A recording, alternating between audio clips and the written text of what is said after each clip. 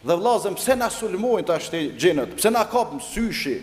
Pse na kap xhelozia? Se na këtu jemi të varfër në gjuhë tona. Po fal më vëlla. Thuaj elhamdulillah, thuaj bismillah, thuaj audhu billahi minash shaitanir rajim, thuaj subhanallah, thuaj elhamdulillah, thuaj Allahu akbar, thuaj la ilaha illallah, thuaj mashallah, thuaj tabarakallah. La hawla wala quwata illa billah. Sa më shumë nuk kanë ata vend. Në shtëpia tona këto na mungojnë. Mirë po disa shprehje, mirëmëngjesi, natën, ditën, tung, ja këto nuk mbrojnë. Si jam kundër ty në shprehje, absolutisht. Amo sa më shumë dhikr përmendjet Allahu te bareke ve taala. Dhe këto janë të rënda për të këqinj keqbërësit kush do të qofshin ata. Puna e tretë, të nderuar vëllezër, sa më shumë me qëndru me abdes. Me ndajt me abdes. Ti s'ki me ardhin xhami, se del ora 8 me shku në punë, merr më vëlla abdes. Merr abdes. Sepse njeriu me abdes është sikur ushtari i armatosur. Njeriu pa abdes është sikur ushtari i mirë është, ama armë nuk ka. Me na sulmuar miku, ai veç që durët e çet flamurin e bardhë aty ose mindilin e bardhë, edhe u kry muhabeti.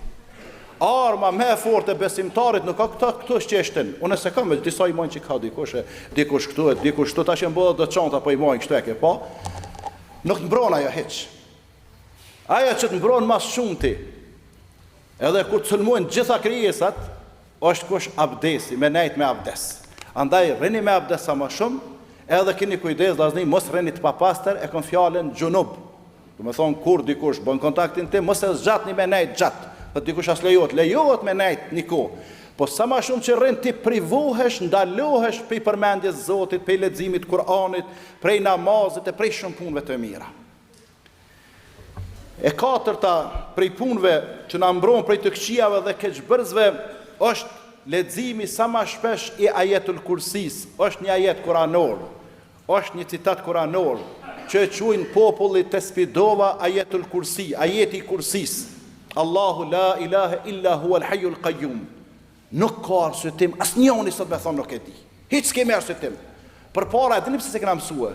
Se i dëgjojshin vjetë duke thonë, të spidove me këta myderrizat, këta ulemoja e din, edhe unë si fëmijë kisha në mendjen tem se ajo të spidova është diçka që s'mund e përthekon mendja e njeriu. O vllazni, as një faqe nuk është. Ma pak se gjysmë faqe është.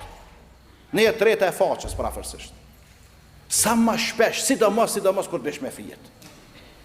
Sidomos kur bësh me fjet me këndua, kur të zgjohesh me ngjas me këndua, mas namazeve, mos tekni me një herë si të hapet selami, po bën dhikrin, po s'po muj, atëherë bën në kam të shkuë. Jo vllazni me të parën me qel telefonat. Assalamu alaykum rahmetullah. Të rak telefonin. Jo e para astaghfirullah. Allahumma anta salam wa minka salam, tabarak ya dhal jalali wal ikram. Dot të spidova në ajetul kursin.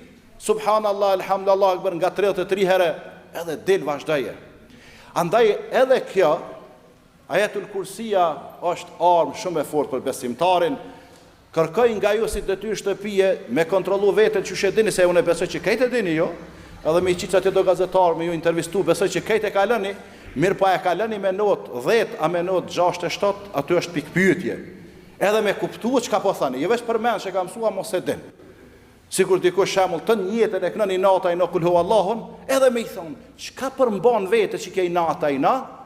Unë nuk e di, valla, po të me ditë se për lexon çdo ditë. Kul hu Allahun, nuk po thamë në studion e krejt Kur'anin, po që ato 10 sure që i kina bo ujë i lexu natën e ditën që ato të funit, që ato të paktën që ato vllaznim sani.